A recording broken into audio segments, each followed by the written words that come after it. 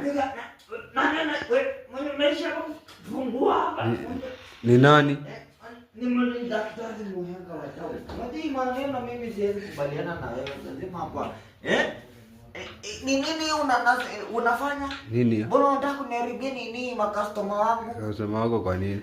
Wewe unakuja unaweka biashara yako ya kuuza majeneza kwa biashara yako ya hospitali.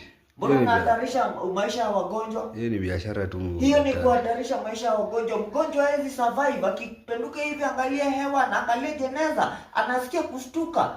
Hiyo hatuwezi elewana. Lazima utoe hapo niite nini itoe hiyo. Ama kama uko na nyingine kufanya biashara tunaweza ongea. Tunaweza ongea. Naweza kunyongea alafu nunuze jeneza alafu tunapiga hii biashara.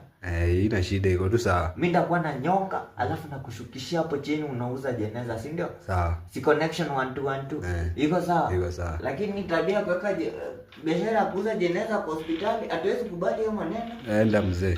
Sawa sawa.